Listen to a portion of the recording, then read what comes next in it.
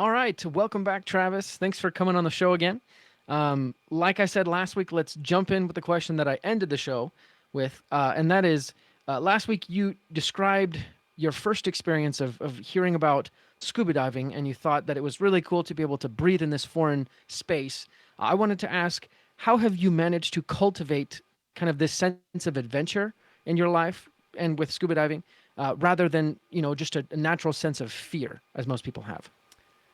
Good question. I think part of it was I did not grow up with the movie Jaws. I know I have heard and talked to personally so many people that they say, "Oh, I saw Jaws and I'm never going in the water." Well, that's ridiculous. If you knew how many people died from vending machines fall on them, you wouldn't be using vending machines because you're way more likely to die from a vending machine falling in you than a shark. Um, and then also, I think good question. Like we're going psychologically deep here.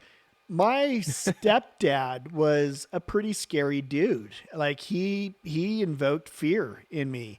And so after he and my mom divorced, like things just weren't quite so scary anymore. Like it felt like a scary blanket or a scary cloud had lifted, and I was no longer afraid of being afraid. And so it kind of opened me back up to being who I knew I was and who I could be. And I'm also slightly claustrophobic. Actually, I can be very claustrophobic. And I don't like to scuba dive in dark, murky water. I don't mind going out at night, but murky water, no. Cold water, no.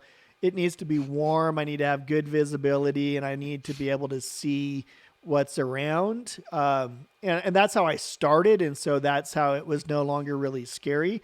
I also kind of feel like scuba diving, I'm so very self contained that if anything happens underwater, we should be able to more than likely theoretically fix it underwater and or at least band-aid it and then get to the surface and then deal with whatever we need to deal with later.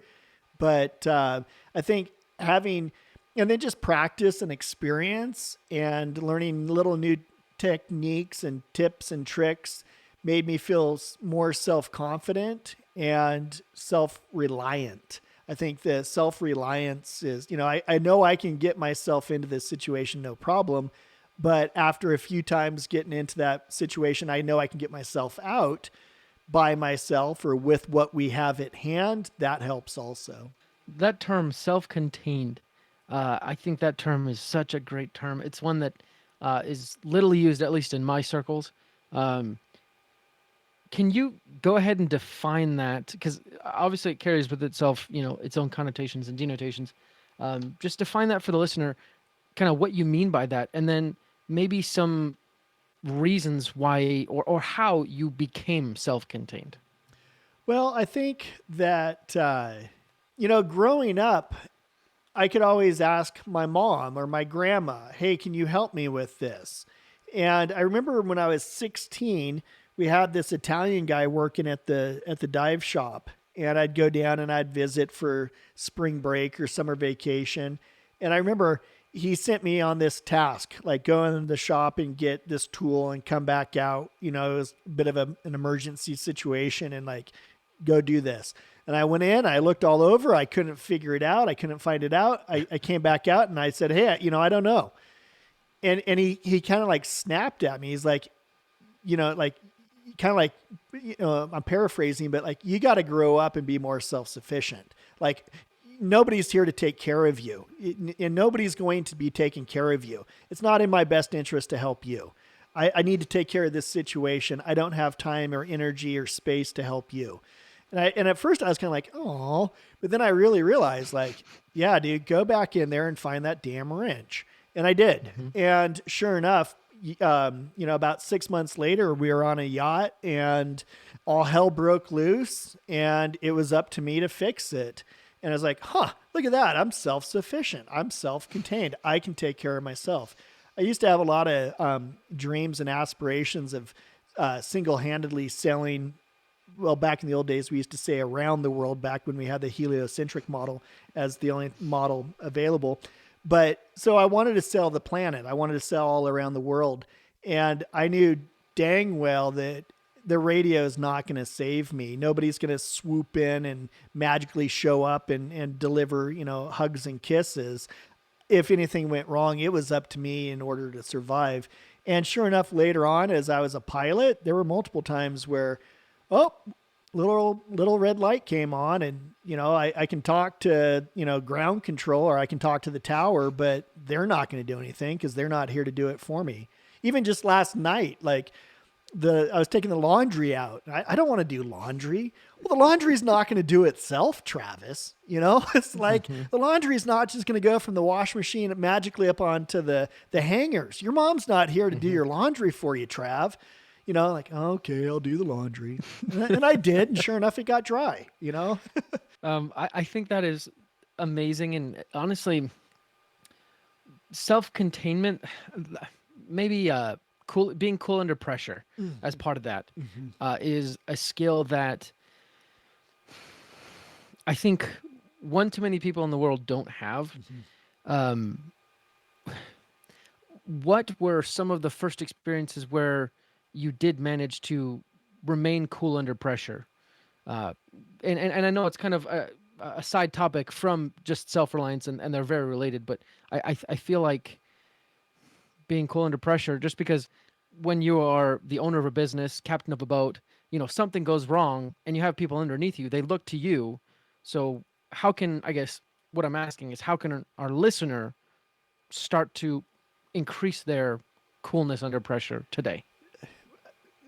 This is something I haven't really talked about. I remember one of my first like major cool under pressures was one day at the dive shop. We had the beach bar was connected, and they had a view of the water. And so if there was trouble, they would run next door, or they'd call us and say, hey, there's somebody drowning, or shit's happening, you come help.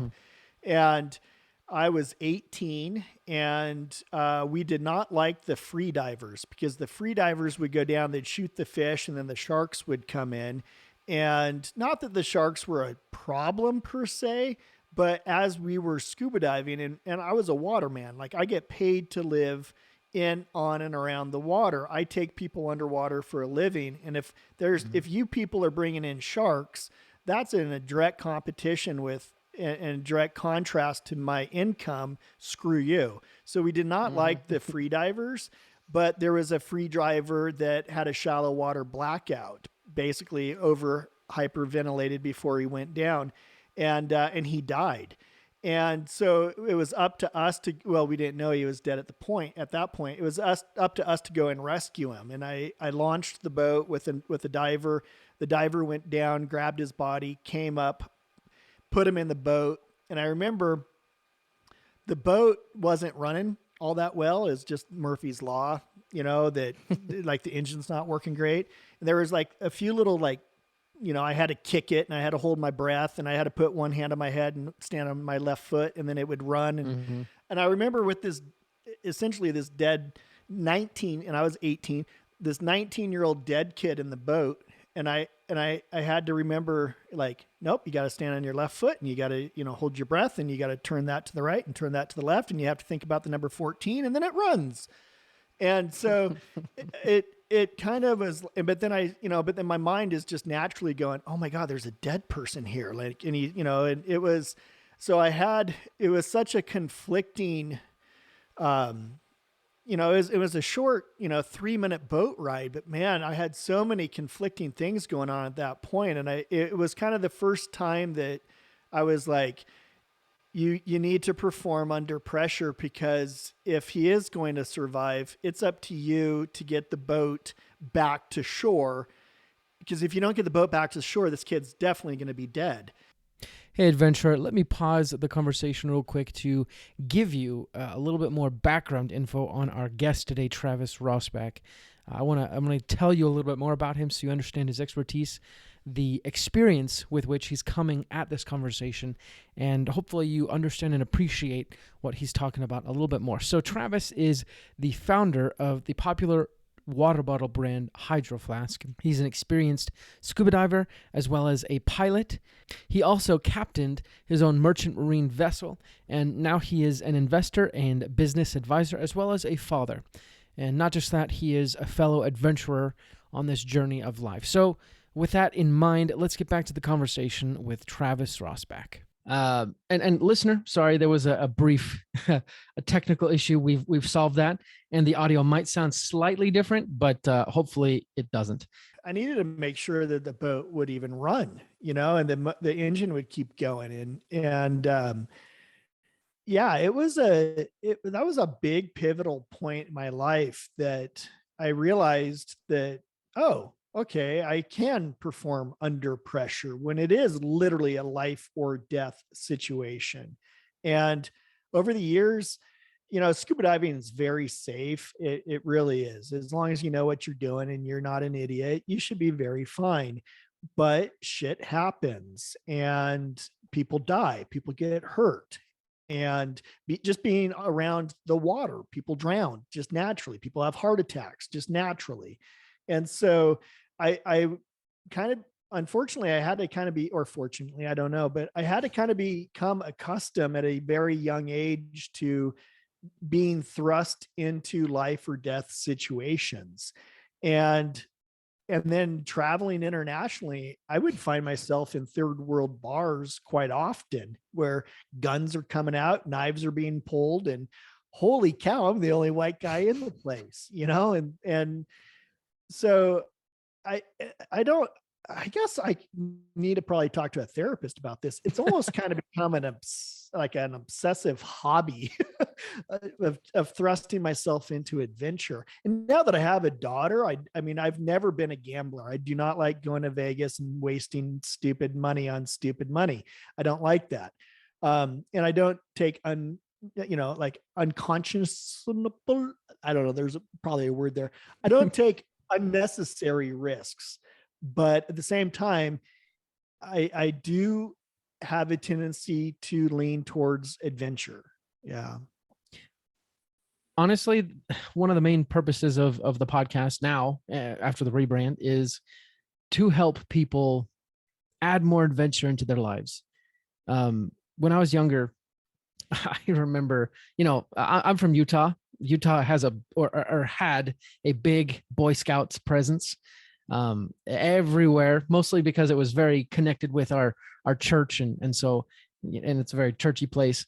So everyone goes to Boy Scouts, and I remember, being there and getting the merit badge and having all these, I guess, safety briefings of like, and if you're in an avalanche, blah blah blah, this can happen, and I just remember being so scared, and I could only see these tragedies happening. Like that's it. I could never get myself past that to see the adventure.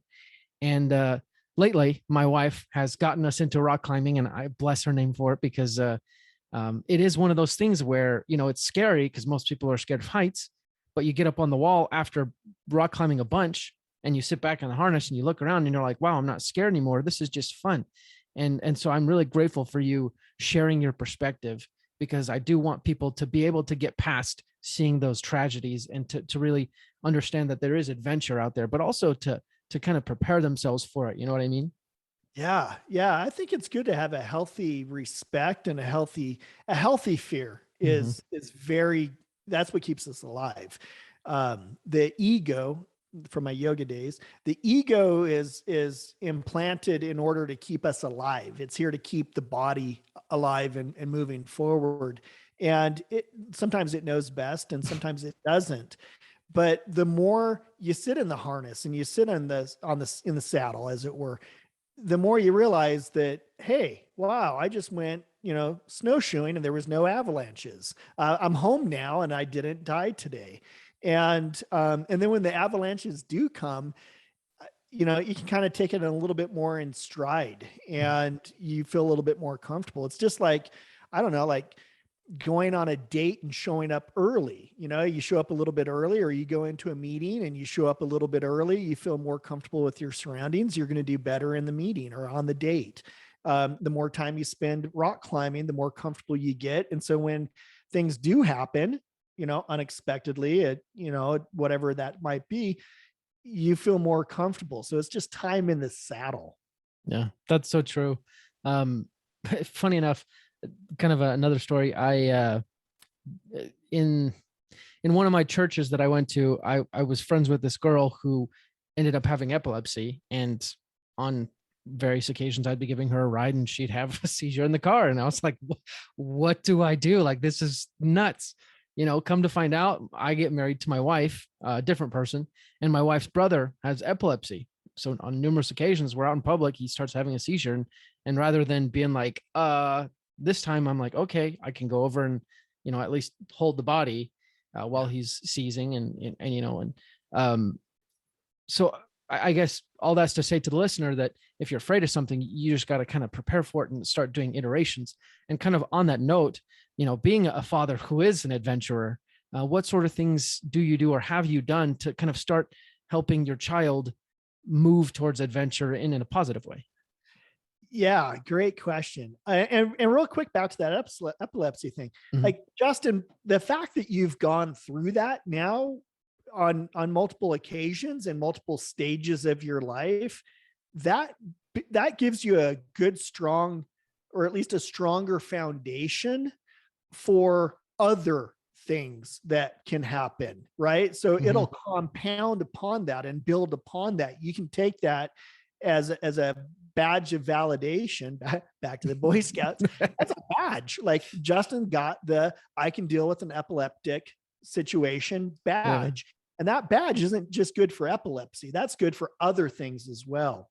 So I like that. That's No, good. yeah, that's It really it good too. it expands, it compounds upon. Mhm. Um, yeah. So back to my daughter.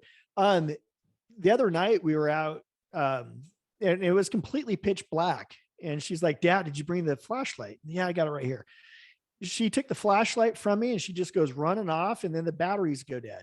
And I'm like, "Okay, well, now we're out in the dark. What are you going to do now?" And she's like, Dad." I'm like, "Nope, sweetheart, you got to deal with it. You got us into this." And she did. She figured out, okay, well, I can see a light. Let's go towards the light. Okay, well, the dogs can see better in the dark than I can. So as long as I hold on to the dog's collar, the dog's, I tell the dog to go home, back to the crate. The dog's going to go back to the crate and going to lead us home. And sure enough, she worked it out. And I was talking to one of my friends, and she's like, "Wow, I would have never let my 6-year-old do that. Like, I can't even imagine. He'd never want to be out after dark, And Mhm. so I think it's just little things like just giving her the freedom to be a kid, and not pushing fear upon her, not blanketing her with unknown things that may happen. And sometimes I know that she's going to fall. So I always, like, back to the rock climbing. I used to rock climb a lot. So I tell her, like, my thumbs are in, I'm ready to spot you.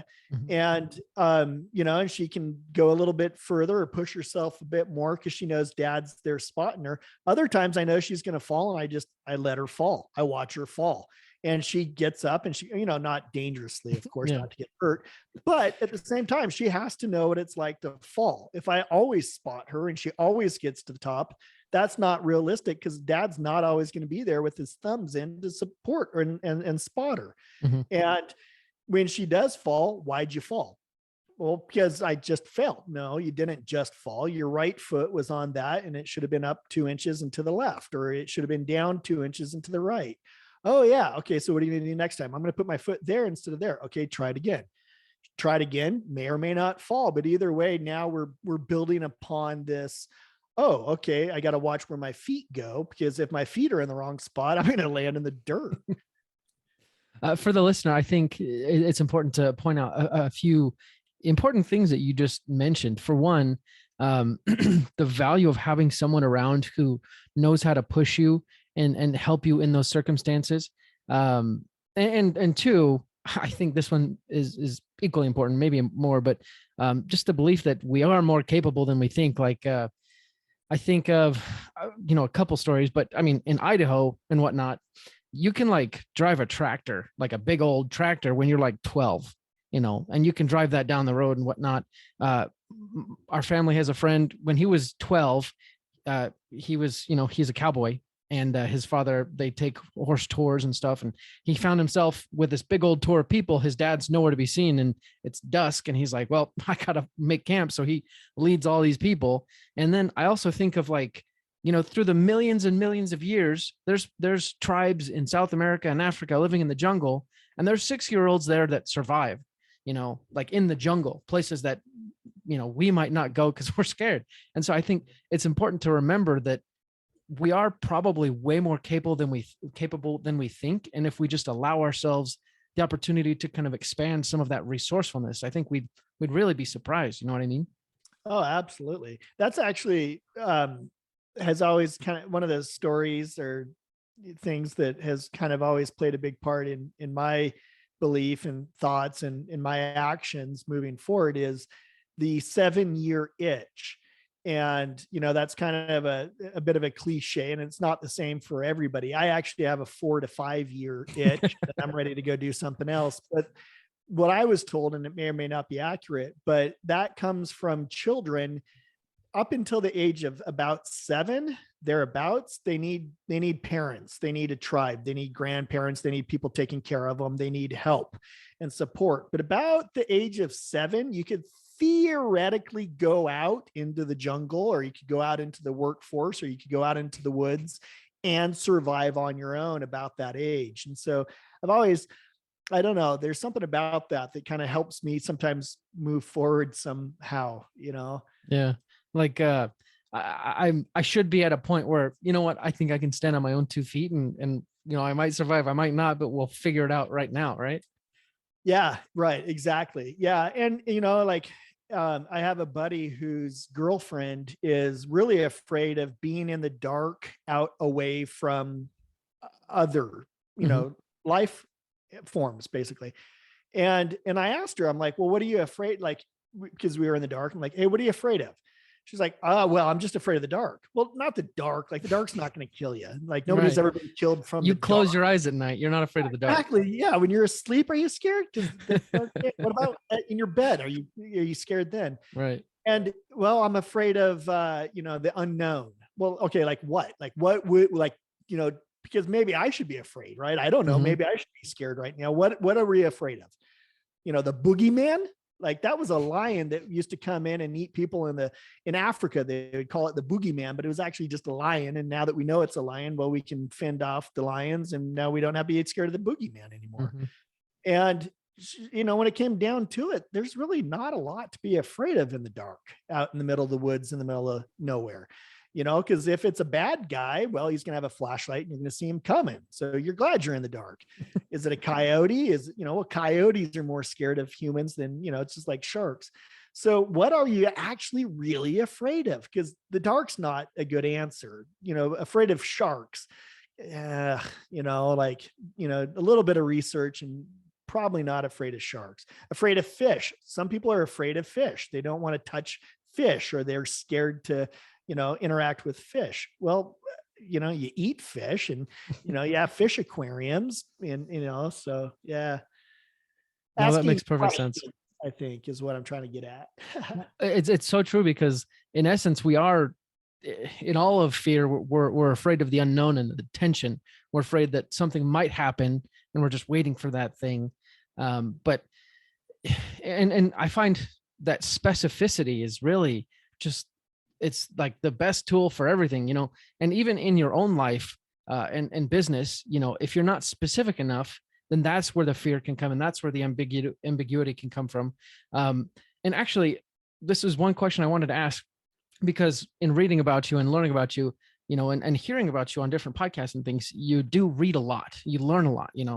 um, I wanted to ask what, and this is kind of another switch back to business, but what business books have you read that turned out to be completely wrong?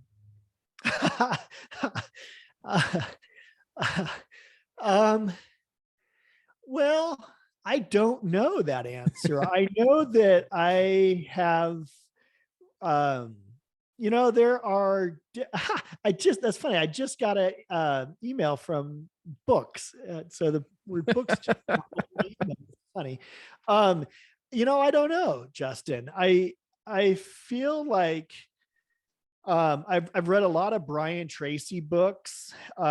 He just happened to come into my life when I was about 12. I inherited this bookshelf from my neighbor, and he was one of the predominant books authors of the books on the shelf. And actually, so here we go. Um, I remember I was reading one of his books as I was a pilot flying jets. I was flying jet charters, and I shouldn't have said his name. Now I feel bad. But okay, let's just say there was an author that I was reading his book, and he gave a quote from Pat Riley, the basketball coach, who had the Chicago Bulls basketball, and there's a quote opening up the chapter from Pat Riley. And so here I am reading the book, and our next guest was Pat Riley. So we had to wait for Pat's wife to show up, and she was late for whatever reason. And so I'm sitting there, and I talked to Pat for a long time. And I was like, hey, Pat, here's your quote. And he looks at it and he's like, I didn't say that. I'm like, you didn't say that? He's like, no, that doesn't sound like me. He's like, maybe I said it, but it's not my quote. He's like, I don't know that I ever even said it. So I reached out to the author, and I was like, hey, Pat never said that. And he goes, oh, well, maybe it wasn't Pat. I don't know who said it. And I thought, well, hold on now. I've been reading your books for years. If you're wrong about that, what else are you wrong about, dude? And then sure enough, it happened again where something was said, and I was like, that's not the case. And I asked him, I called him out on him, like, hey, dude, that's not right. Like, why would you print that? Oh, well, I don't know. I just, we needed to fill up the page. I'm like, oh, get out of here. Get out of here. That's a bad answer. So People always love to pay attention, I guess, right? yeah. Yeah. I remember there was an article in a magazine once too that I read, and I was all excited about the topic. And I'm like, wow, this is the first time I've ever seen anybody write on this topic. It's just so serendipitous that this magazine came into my life. And this is wonderful, heaven sent. And I reached out to the author. I'm like, hey, I want to learn more about this. And I want to, where did you get this information, and who do I contact? And, because I kind of geek out on stuff, like I want to learn. If I want to learn, I want to learn a lot. I want to learn as much as I possibly can until I don't want to learn no more. And the author was like, I don't know. I just kind of made it up. I'm like, no, you can't just make up stories. I believe you. Like, it's in print. I believe this. And so and I was probably, I don't know, like 22, 23 at the time, but I remember thinking like, holy cow, I really have to, put everything I ingest under a microscope, and I need to see if it resonates with me, because just because somebody who I admire or I look up to or I even idolize or I look at as an expert in a field doesn't mean that they're right, or if they even know what the hell they're even talking about. Right. We're all, we're all just making things to fill space, put out content, on social media, have a feed, you have to have stuff on the feed so people can pay attention to you. And sometimes it does feel like we're all just putting out fluff. Kind of an interesting thought that came to my mind is, as far as I know, you haven't written a business book, but, and hopefully you can correct me if I'm wrong. I haven't. Good. Well, I'm not good, but good that I'm not wrong. If you were to write a business book, what would some of the chapter headings be? The first one that just came to mind was how to get shot at, how to survive a barroom brawl, how to navigate a third world country, how to negotiate with terrorists, how not to negotiate with terrorists. I think that last one is actually, if I can ask, how do you not, like, what are you not supposed to say to terrorists when you're negotiating?